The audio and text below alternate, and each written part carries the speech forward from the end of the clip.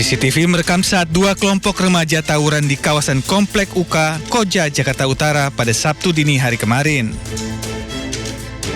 Akibat tawuran, seorang anak di bawah umur tergeletak usai terkena sabetan senjata tajam di bagian leher. Korban akhirnya tewas di lokasi akibat luka parah yang dialaminya. Petugas mengevakuasi jasad korban ke Rumah Sakit Polri Jakarta untuk diautopsi. Kasus tawuran yang memakan korban jiwa ini kini ditangani Polsek Koja, Jakarta Utara. Dari Jakarta, Sofyan Firdaus, iNews melaporkan.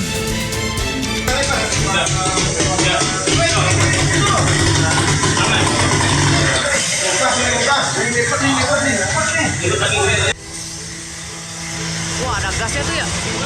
Warga panik saat api cepat membesar membakar sejumlah rumah kontrakan di Jalan Nangka, Cipayung, Jakarta Timur, Selasa pagi. Api pertama kali terlihat dari dapur rumah warga, diduga akibat tabung gas bocor saat digunakan memasak. 14 mobil damkar dikerahkan untuk bisa memadamkan api 1 jam kemudian. Tidak ada korban jiwa, kerugian diperkirakan ratusan juta rupiah.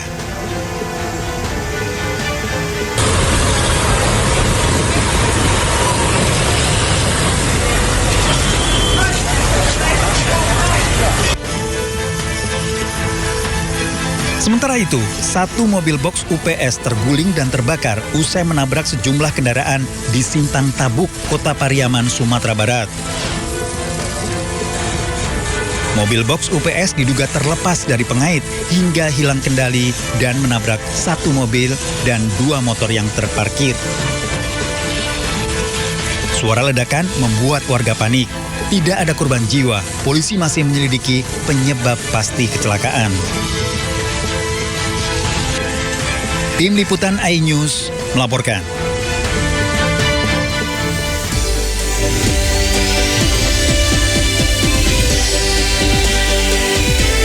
Bupati Lombok Barat Lalu Ahmad Zaini menambah daftar panjang kepala daerah yang terjerat kasus korupsi.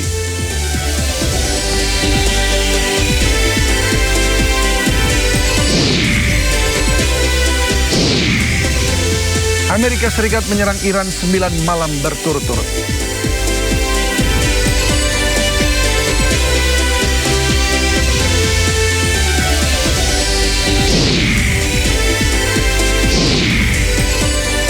Ribuan orang padati jalanan kota Madrid merayakan kemenangan Spanyol menjuarai Piala Dunia 2026.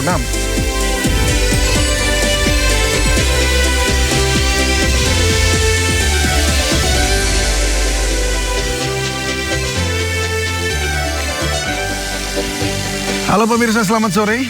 Indonesia darurat korupsi. Sampai bulan Juli 2026 ini, Komisi Pemberantasan Korupsi telah menangkap tangan 11 bupati di berbagai provinsi. Ini baru bupatinya. Di pusat, aparatur negara baik kepolisian, militer hingga kejaksaan jadi tersangka dugaan korupsi. Seberapa besar kejahatan luar biasa ini menggerogoti Indonesia? Kita akan membahasnya sore ini. Bersama saya David Silahoy, Anda menyaksikan Sindo Sore. Kecelakaan maut beruntun melibatkan 4 unit kendaraan terjadi di Jalan Raya Wonosobo, Parakan, Jawa Tengah. Truk tangki diduga mengalami gagal fungsi kontrol saat melintasi jalan turunan hingga menabrak 3 kendaraan lain di depannya.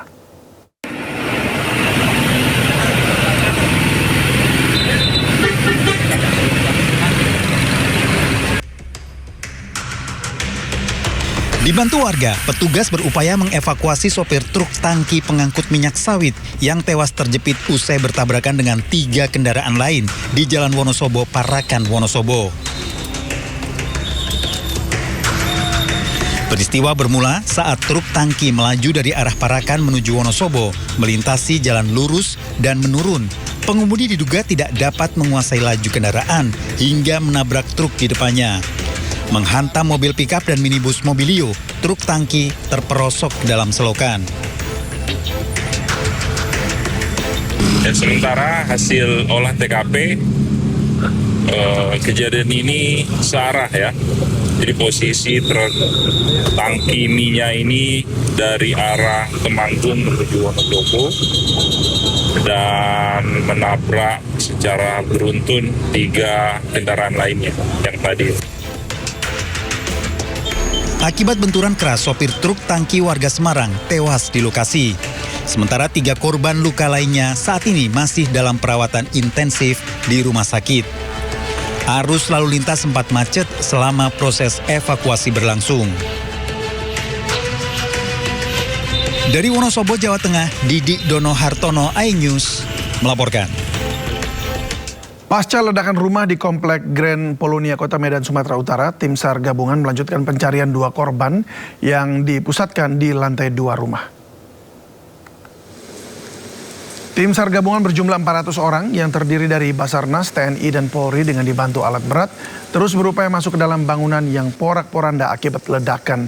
Petugas kesulitan karena akses menuju ke lantai 2 sempit dan lokasi evakuasi sangat membahayakan akibat bangunan yang labil. 2 korban hingga saat ini masih terjebak di bawah reruntuhan bangunan.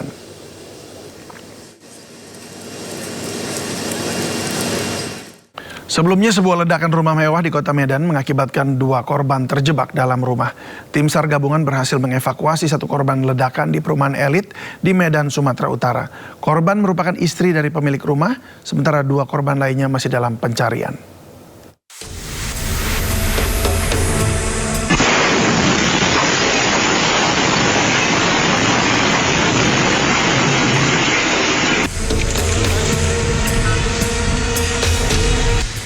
Setelah 11 jam pencarian, tim SAR gabungan akhirnya berhasil mengevakuasi 1 korban ledakan rumah di Grand Polonia, Kota Medan, Sumatera Utara.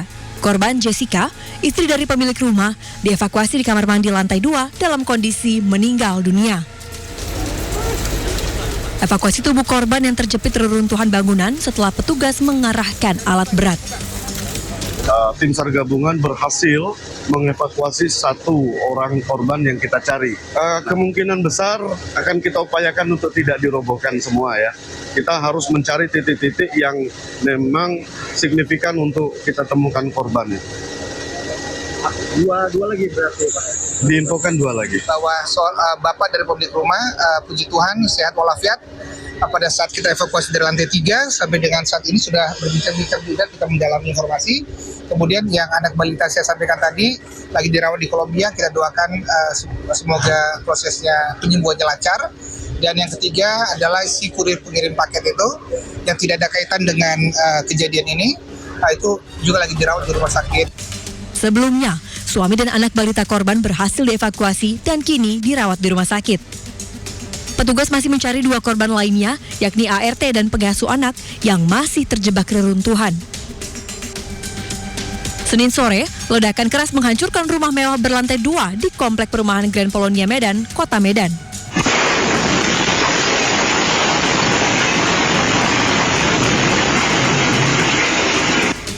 Ledakan terjadi saat sejumlah pekerja sedang merenovasi bangunan.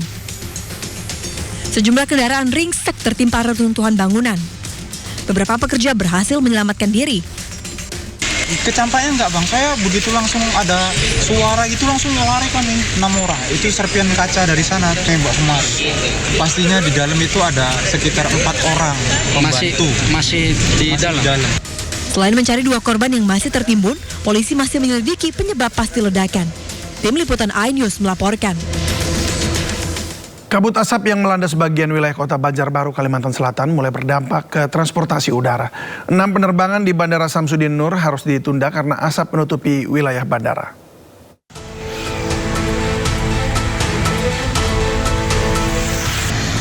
Kabut asap mulai menerpa Banjarbaru, Kalimantan Selatan. 6 penerbangan yang dijadwalkan berangkat pagi terpaksa ditunda. 6 penerbangan yang terdampak merupakan tujuan domestik. 2 diantaranya merupakan penerbangan ke Bandara Soekarno-Hatta, Tangerang, Banten. Pihak Bandara Internasional Samsudin Nur menyatakan, kabut asap menyelimuti lintasan bandara dengan jarak hanya 500 meter, sehingga tidak memungkinkan untuk dilakukan penerbangan. Ini yang baru pertama ya, yang terjadi. Harapan kami sih kepada para penumpang, yaitu tetap bisa mengantisipasi dengan melakukan pemantauan, mungkin pemantauan cuaca, dan tetap datang kepada bandara lebih awal untuk bisa memonitor pergerakan dari pesawatnya.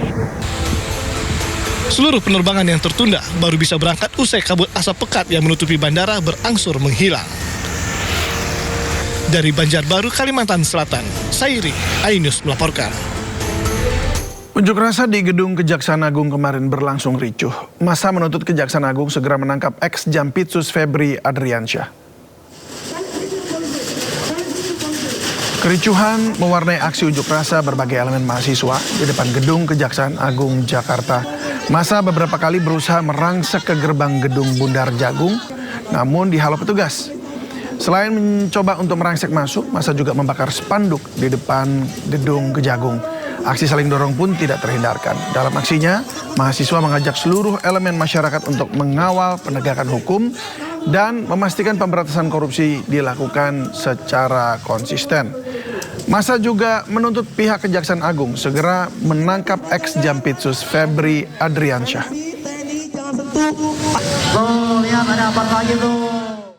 Untuk mengetahui informasi terkini perkembangan 3 kasus dugaan korupsi yang menjerat mantan Jampitsus Febri Adriansyah, sudah ada rekan Kea Della Rosa di Kejaksaan Agung Jakarta. Selamat sore Kea, apakah ada update terkait kasus ex-Jampitsus?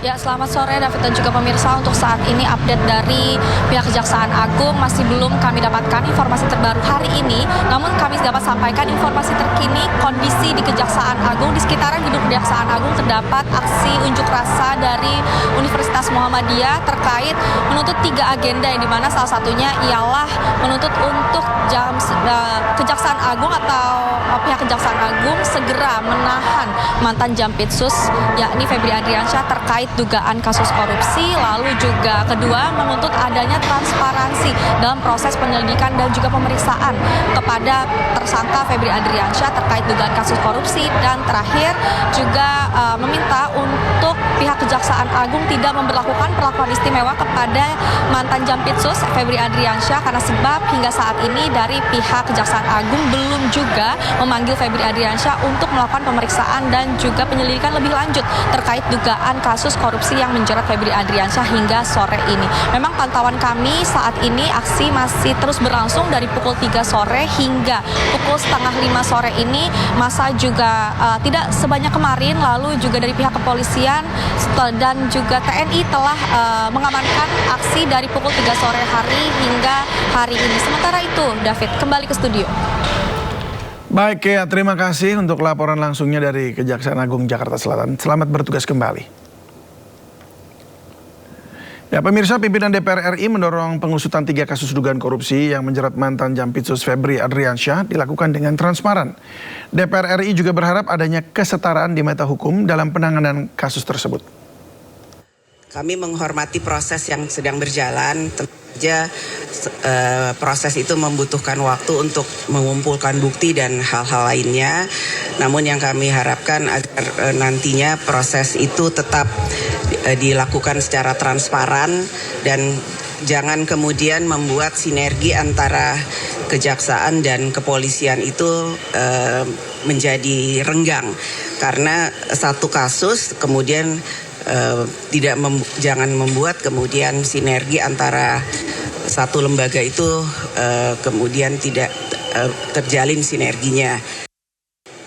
Proses penyidikan kan pemeriksaan masih terus berlangsung dan tentu kita akan menunggu, menghormati proses jalannya hukum yang sedang berlanjut kan. Tapi kita berharap bahwa ada ekualitas ya, ada kesetaraan dalam soal penanganan. Jadi ajas kesetaraan itu tetap menjadi hal penting dan tidak membedakan satu sama lain.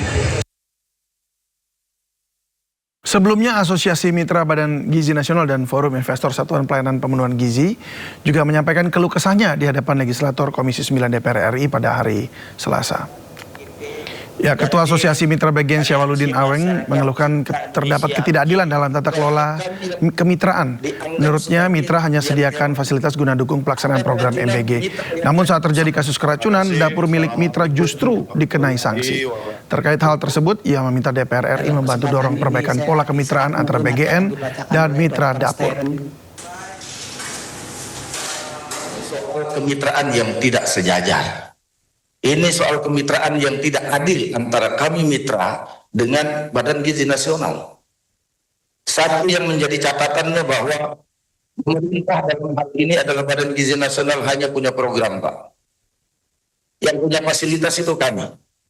Tapi dalam segala hal kami yang terluka, dalam segala hal kami yang dianggap sebagai biang keroknya. Ada keracunan mitra yang dianggap salah. Kami hanya menyiapkan fasilitas. Tetapi begitu ada keracunan, dapat kami yang disuspend. Kami datang kemari untuk meminta keadilan kepada di sini. Kalau kemudian ini dikecewakan kami semua, kami siap gembok dapur secara nasional, Pak. Ya, dan pemirsa, kini kami ajak Anda memantau situasi terkini dari kantor Badan Gizi Nasional berikut ini. Sesuai pasal 59 di Perpres 83 tentang BGN, itu untuk pejabat tinggi madya itu dapat dilakukan melalui penunjukan langsung oleh Presiden. Kemarin sore kami mendapat kepres yang ditandatangani Pak Presiden mengangkat beliau-beliau ini sebagai pejabat tinggi madya di lingkungan BGN. Tentu saja kami senang sebagai pimpinan BGN karena memang kami membutuhkan tim ya untuk bersama-sama memperbaiki BGN, memperbaiki program makan bergizi gratis. Dan pada kesempatan ini saya akan memperkenalkan satu persatu beliau dan pengalaman beliau. Sebenarnya ini yang menunjuk langsung kan Pak Presiden ya, karena sesuai dengan pasal 59 tadi itu kan dapat ditunjuk langsung oleh Presiden. Tapi kira-kira beberapa komunikasi yang kami peroleh ini dasarnya adalah seperti ini. Jadi Dr. Prima Yosefin Berliana Tumiur Hutapea MKM sebagai Deputi Bidang Sistem dan Tata Kelola. Mau bisa silakan berdiri Ibu, biar nanti kalau ketemu di jalan ya. Nah, beliau ini adalah dokter dengan gelar Magister Kesehatan Masyarakat. Nah, ini termasuk gizi segala macam kan masih rumpunnya di bagian itu ya, kesehatan masyarakat. Nah, beliau dari Kemenkes, instansi asalnya. Nah, memiliki keahlian di bidang epidemiologi. Waduh, saya ini nih epidemiologi, nanti beliau jelasin lah. Nah, beliau manajemen imunisasi. Nah, nanti pasti di medsos rame lagi nih. Kenapa bukan ahli gizi? Kenapa ini? Kenapa itu? Biasalah ya, pokoknya nanti pasti ada begitu. Nah, beliau juga pengalaman di bidang penanggulangan penyakit menular. Jabatan terakhir beliau adalah Direktur Penyakit Menular di Kementerian Kesehatan. Nah, Direktur Imunisasi dan Direktur Pengelolaan Imunisasi. Kenapa beliau ditunjuk sebagai Deputi Bidang Sistem dan Tata Kelola BGN? Karena pengalaman beliau di tadi yang semua pengalaman beliau ini, beliau itu mengelola program imunisasi nasional. Kurang lebih komparasinya sama seperti program MBG yang memang sifatnya adalah nasional. Jadi beliau biasa bekerja membangun sistem yang dimulai dari perencanaan sasaran. Nah ya, jadi relevan nih dengan isu MBG siapa yang disasar. Nah, ini nanti keahlian beliau lah. Penetapan target. Nah, Ibu dan Bapak pasti sudah tahu kan, kenapa kemarin muncul 63,2 juta, kenapa ini dan kenapa itu. Nah, nanti beliau lah yang nanti akan merapikan itu. Penetapan target. Jadi dari mulai perencanaan sasaran, penetapan target, distribusi secara berjenjang dari pusat hingga fasilitas pelayanan. Itu maksudnya pengalaman beliau yang dianggap sama kurang lebih dengan program MBG. Kalau cari yang sama persis program MBG, orang program MBG baru pertama kali diadakan kan nggak mungkin sama. Tapi cara kerja beliau dulu sebagai Direktur Imunisasi kurang lebih memiliki kesamaan dengan tata kelola program MBG. Maka beliaulah yang dipilih ya. Jadi distribusinya berjenjang dari pusat hingga fasilitas pelayanan, pencatatan penerima manfaat. Nah, ini yang penting, by name by address. Itu yang sedang kami bangun. Jadi kami sangat membutuhkan expertise dari Ibu Prima ini. Ibu Prima panggilannya beliau ya. Beliau terbiasa dengan pola itu. Kan jutaan juga itu yang menerima imunisasi ya Bu ya. Jutaan ya, balita dan sebagainya, by name by address. Beliau sudah ahli lah soal itu, hingga monitoring dan evaluasi capaian program. Nah, ini yang penting. Jadi kalau indikatornya nanti adalah untuk mencegah stunting, untuk apalagi tadi itu nanti monggo lah tanya sendiri itu. Beliau lah orang yang kurang lebih tata kerja pada saat beliau menjadi direktur imunisasi itu mirip dengan cara MBG sekarang di Kemenkes. Jadi beliau di Kemenkes sekarang di BKN. Jadi beliau adalah orang yang tepat untuk sekarang memperbaiki penetapan sasaran, target, sampai monitoring nanti apakah sebenarnya berhasil atau tidak intervensi yang dilakukan oleh pemerintah. Itu alasan pertama kenapa Ibu Prima dari Kemenkes, ya. Nah, yang kedua Bapak Zainuri. Nah, ini teman saya nih, Bapak Zainuri, silahkan berdiri Pak. Beliau dari BPKP. Nah, ini saya dulu satu tim sama beliau nih. Sama-sama dari Kedeputian Investigasi, sama-sama akuntan dan seterusnya ya. Cuma saya lebih senior karena saya sudah 34 tahun, beliau 30 tahun di BPKP. Tapi sama-sama auditor, sama-sama Certified Fraud Examiner, sama-sama CFA ya. Jadi kemarin yang kejadian dia sekarang menjadi Deputi Bidang Penyediaan dan Penyaluran. Ya, jadi tempat titik yang kemarin itu. Titik, sales titik dan sebagainya, itu dulu di Deputi situ. Sistem penyediaan dan penyaluran. Nah, kita tempatkanlah ini beliau nih, CFA dan sebagainya ya. Harus jadi lebih baik dong, kan mantan auditor. Jadi nanti harus memperbaiki di situ gitu. Apa yang terjadi kemarin setidaknya nggak boleh berulang lagi, nggak boleh berulang lagi. Dan yang sudah terlanjur ini nanti bagaimana memperbaikinya? Karena beliau basicnya adalah auditor.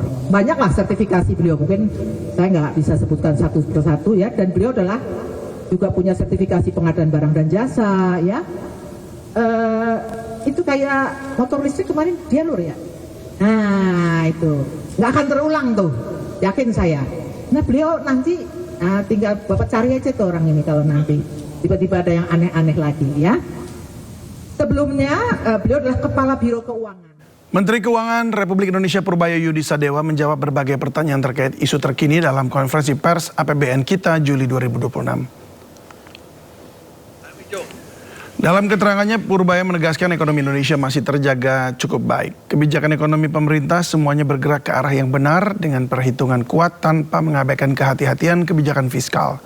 Data yang dipaparkan dengan outlook dipertahankan stabil, membantah isu capital market di sosial media yang bilang ada bocoran Indonesia akan downgrade. Triple B dengan outlook dipertahankan stabil. Tadinya kan di awal bulan kalau nggak salah ada isu tuh di capital market di sosial media yang bilang bocoran S&P keluar, Indonesia akan di downgrade peringkatnya. Bahkan bukan outlooknya, peringkatnya. Itu yang menarik ke bawah pasar saham secara tajam di awal Juli tahun ini. Tapi ternyata emang banyak permainan rumors yang nggak jelas yang ditiupkan oleh orang-orang yang kurang bertanggung jawab. Ternyata yang S&P keluarnya tetap triple B dan outlooknya stabil. Artinya memang mereka melihat ke apa yang dikerjakan oleh pemerintah di bawah pimpinan Bapak Presiden Prabowo Subianto itu semuanya bergerak ke arah yang benar dengan dampak ke pertumbuhan yang kuat tanpa mengabaikan kehati-hatian pelaksanaan kebijakan fiskal. Menteri Pekerjaan Umum Dodi Hanggodo membantah terlibat dugaan doxing atau penyebaran informasi pribadi di internet tanpa izin. Dodi Hanggodo mengaku tidak tahu menahu adanya kasus dugaan doxing data pribadi dosen Fakultas Hukum UGM Nabila Rizfa Izati yang mengkritik kebijakan kepemimpinannya di Kementerian PU. Menteri PU tak tahu istilah doxing dan bersumpah tak terlibat.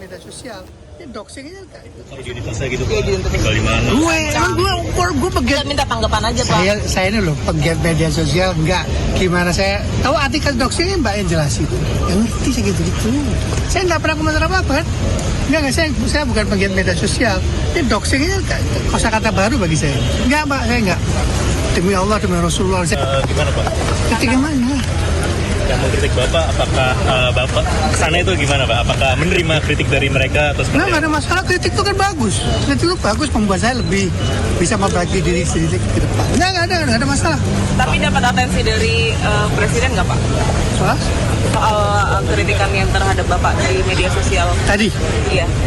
Tadi atau sebelumnya dipanggil gitu?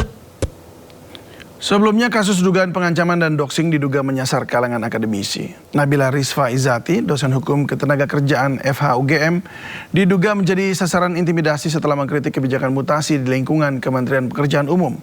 Selain Nabila, pegiat media sosial Ferry Koto juga mengaku menerima ancaman setelah mengkritik Menteri PU.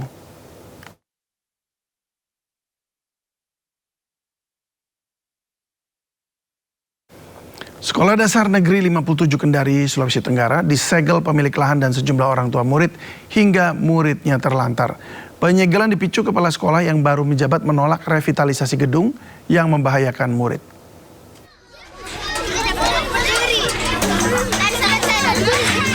Murid Sekolah Dasar Negeri 57 Kendari, Sulawesi Tenggara terlantar di depan sekolah akibat pintu masuk disegel. Di depan sekolah, sejumlah orang tua murid berkumpul memprotes kepala sekolah yang baru dilantik karena dinilai semena-mena. Setelah perwakilan Dinas Pendidikan Kota Kendari bernegosiasi dengan pemilik lahan, gembok pintu masuk sekolah akhirnya dibuka.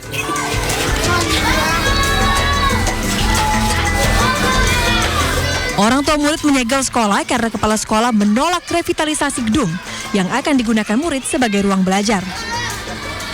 Orang tua cemas karena kondisi gedung sudah tidak layak. Karena kita orang tua kan khawatir, biar bagaimana kan kita punya anak, bagaimana kita ingin dia nyaman sekolah, tapi kita khawatirkan kalau terjadi apa-apa. Tapi sampai saat ini Pak, tetap digunakan tempat itu atau memang sama sekali belum digunakan. Jadi guru-guru kemarin ambil alternatifnya, ada yang masuk siang, jadi ada yang pulang, baru diisi lagi ruangan. Ini karena pembangunannya sangat mendesak, dan ini sangat urgen, jadi kami sangat butuhkan, dan Ibu Fitri itu dia tidak mau, dia batalkan dengan alasan pemilik lahan yang yang menghalang-halangi atau yang melarang untuk direvitalisasi. Sementara itu, Dinas Pendidikan Kota Kendari masih mencari solusi agar tidak mengganggu proses belajar mengajar yang merugikan para murid. Jadi kami juga kan mencoba memediasi kembali dengan kepala sekolah yang baru bekerja. Kami akan segera kami panggil, karena yang kita inginkan bahwa jangan terjadi polemik seperti ini, karena yang kita rugikan ini adalah anak-anak kita, siswa kita. Mereka tidak akan belajar kalau seperti ini, misalnya ada penyegelan atau apa, itu kan tidak elok sekali. Rehabilitasi kemarin. Saat ini, proses belajar mengajar di SD Negeri 57 Kendari kembali berjalan normal, menanti penyelesaian masalah revitalisasi gedung. Dari Kendari, Sulawesi Tenggara, Asdar Zula, iNews melaporkan. Pemirsa, ramai di media sosial kisah haru yang diduga berasal dari korban tenggelam kapal KM Nurul Salsa di perairan Kabupaten Kepulauan Selayar, Sulawesi Selatan.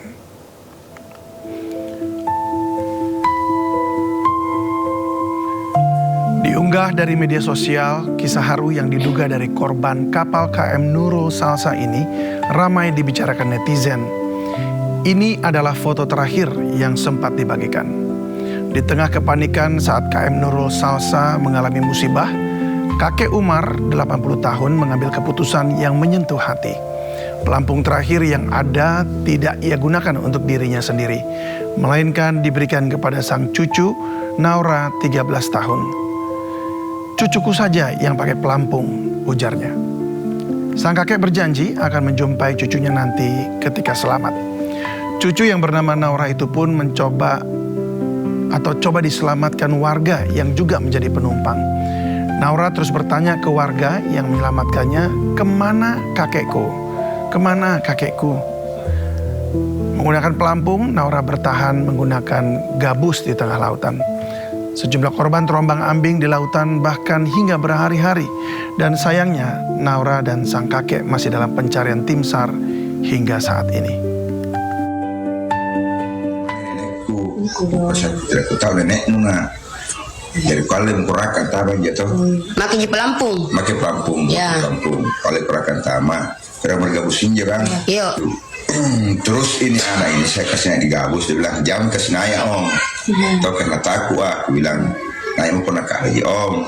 Dia bilang di mana nenekku, bilang sebentar pi naik mau dulu, baru ku carikan ke nenek nu. Jadi itu punya aja kasih naya. Bapak Rinjo. Hingga saat ini proses evakuasi kapal KM Nurul Salsa masih dilakukan pemirsa. Petugas mengimbau warga yang merasa anggota keluarganya hilang untuk segera melapor ke posko SAR. Ya beginilah proses pencarian dan evakuasi korban kapal tenggelam KM Nurul Salsa, di mana sejumlah penumpang terombang ambing di tengah lautan selama 3 hingga 4 hari. Sayangnya petugas di lapangan menemukan fakta di mana terdapat sejumlah nama penumpang yang selamat maupun yang dinyatakan hilang ternyata sama sekali tidak terdaftar di dalam dokumen manifest resmi KM Nurul Salsa.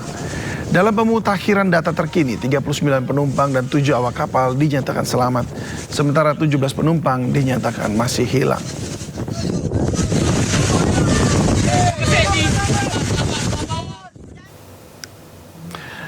Pemirsa, sebelumnya pencarian penumpang KM Nurul Salsa yang masih hilang terus dilakukan dan tim SAR gabungan memperluas area penyisiran hingga 2 mil laut dari titik tenggelamnya kapal. 2 kapal milik Basarnas dan TNI Angkatan Laut serta 1 pesawat intai TNI Angkatan Udara dikerahkan untuk mencari keberadaan para korban. Beberapa nama korban atas nama keluarga saya berjumlah 6 orang yang berasal dari Dusun Labuang Marege, Desa Mak Minasa. Yang pertama ada Nur Hayati atau biasa disapa dengan Tante Ating.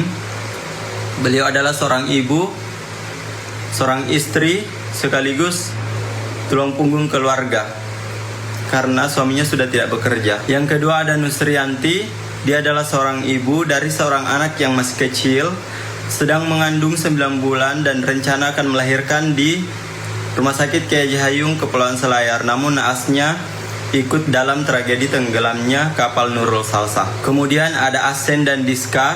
Alhamdulillah keduanya selamat, walaupun sempat terombang-ambing selama kurang lebih 3 hari 3 malam di lautan lepas, sampai akhirnya ditemukan oleh kapal nelayan. Diska adalah anak usia 8 tahun yang harus kehilangan kedua orang tuanya yang ikut serta dalam pelayaran kapal laut Nurul Salsa. Apabila memang nanti terbukti adanya kelalaian atas tenggelamnya KM Nurul Salsa, saya berharap adanya sanksi dan tindakan tegas kepada pihak yang bertanggung jawab dan juga berupa kompensasi kepada seluruh korban baik yang meninggal dunia ataupun yang masih hidup sampai saat ini.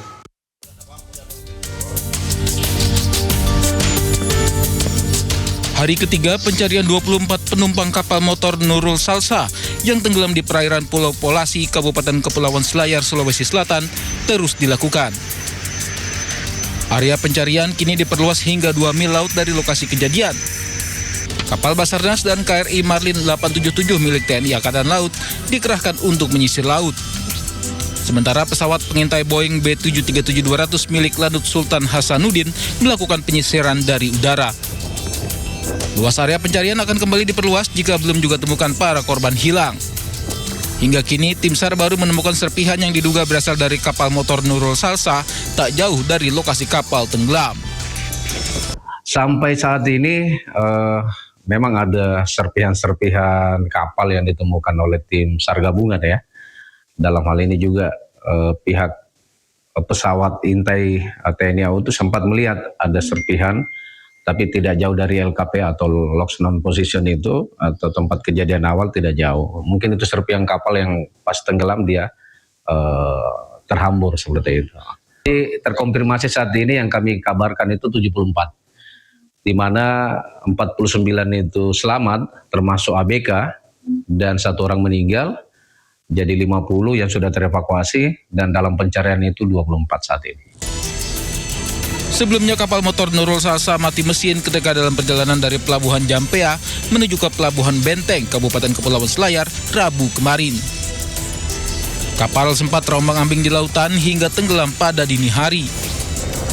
Data sementara ada 74 penumpang di atas kapal, 1 orang meninggal dan 49 orang lainnya berhasil dievakuasi. Sedangkan 24 orang lainnya masih dinyatakan hilang. Tim SAR berharap korban hilang terdampar di pulau terdekat hingga dapat ditemukan selamat. Dari Makassar, Sulawesi Selatan, Wahyu Ruslan, iNews melaporkan.